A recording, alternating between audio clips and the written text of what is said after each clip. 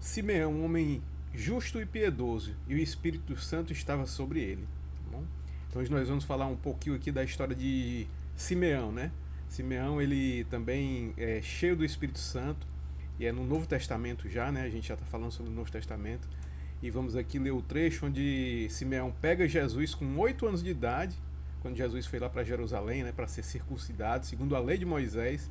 Jesus não veio para abolir a lei, ele veio para cumprir toda a lei também, só que pela graça ele faz muito mais do que a lei, né?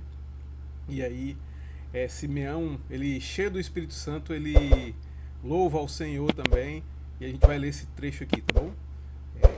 Mais uma vez falando que a gente está nesse período da Pentecostes, né?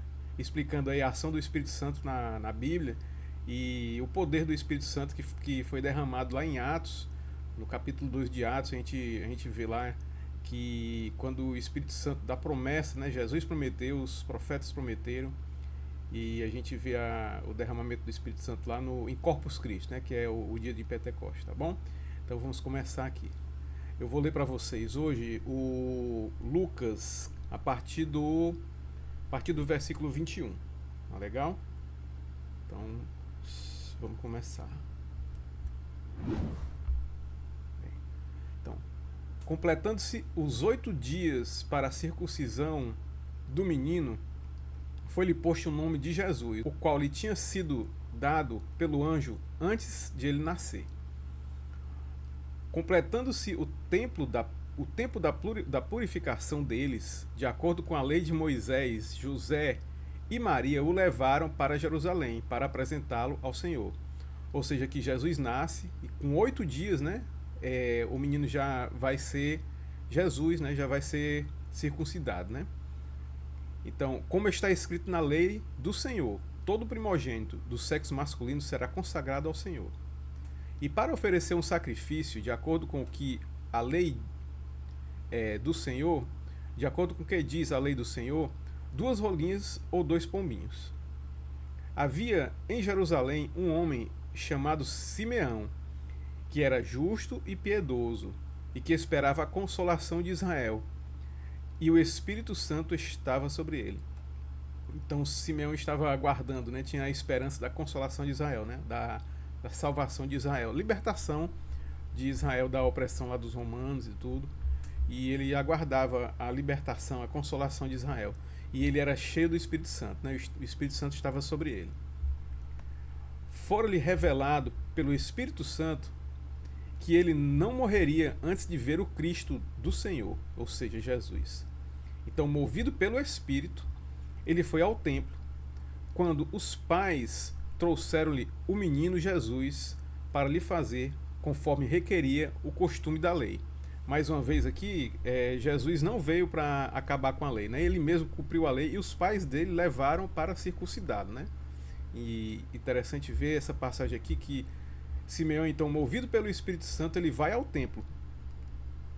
E ele, quando vê Jesus, né, quando os pais trouxeram o menino para lhe fazer conforme requeria o costume da lei, Simeão tomou nos braços e louvou a Deus, dizendo. Então, Simeão o tomou nos braços e louvou a Deus, dizendo. Simeão pegou o menino com 8 anos de idade, 8 meses, na verdade, 8 dias, nem anos, 8 dias, né? Com 8 dias, logo após a purificação dele, né? Que era o tempo que era esperado, ele acabava, Simeão pegou o próprio Jesus nos braços e, cheio do Espírito Santo, ele louvou, né? Louvou ao Senhor, dizendo: Ó soberano, como prometeste, agora podes despedir em paz teu servo, pois meus olhos já viram a tua salvação, que preparaste à vista de todos os povos, luz para a revelação aos gentios, e para a glória de Israel, o teu povo. O pai e a mãe do menino estavam admirados com o que fora dito a respeito dele.